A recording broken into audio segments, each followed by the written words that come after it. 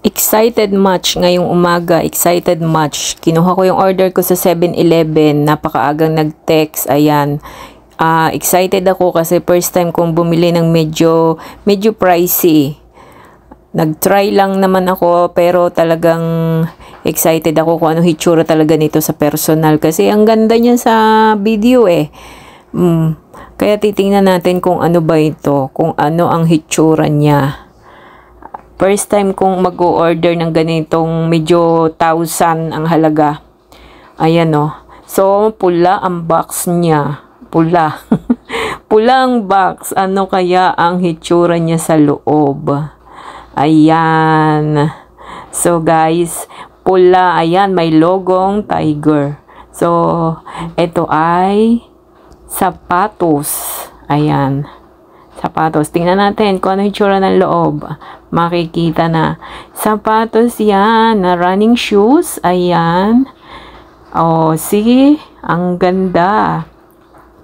Yan yung Soft Ride Harmony ng Puma. Ayan, ang ganda niya. Oh, iba pala siya sa personal. Akala ko yung likod na yan, yung apakan, mataas. Hindi pala.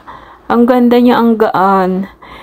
Complete accessories naman yan, guys, ng syempre, pag ipapadala online, tatanggalin mo para hindi bulky. Kaya dyan inilalagay. Hindi nakasama yung mga bag.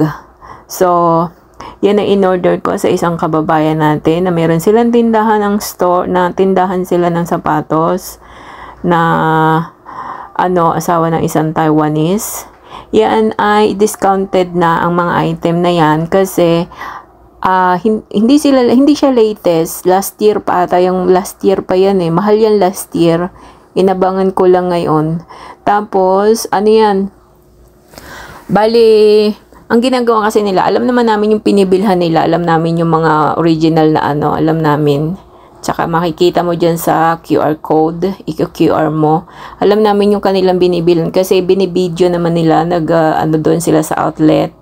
Ang aabangan nila kasi doon kapag discounted na, pag sale na doon sa outlet. So, bibilhin nila, ayan. Tsaka marami silang pagbili, may mga discounted pa. Kaya medyo mura. Ang bili ko dyan ay 1,200 NT.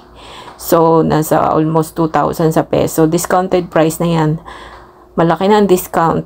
Tapos, ang gusto ko sana ay yung Samba ng Adidas. Just ko, 3,000. Discounted na. Hindi ko carry. Hindi ko carry ang mga ganong price. Ang ganda niya, oh. Para kang walang suot na sapatos. Ay, ganda sa paa. Ang gaan. Grabe. Parang walang suot. So, ayan. Naka tayo ngayon. Naka LL ng kaunti. Kasi hindi talaga ako namimili ng mga sapatos na yung mga libo na. Hindi ako namimili. Binibigay lang ako ng amo ko. Mga binibili ko lang yung mga sa palengke. Mga 300 pababa. Pero wag ka mananawa din ng sa paa mo. Dahil matitibay din. Ngayon lang ako bumili ng may pangalan. Ayan. So, worth it naman. Saan kaya ako makakarating nito? Ang gaan ay, parang wala kang suot. Ang gaan niya. Paminsan-minsan tayo magbigay ng saya sa ating sarili. Ayan. Ang ganda-ganda niya.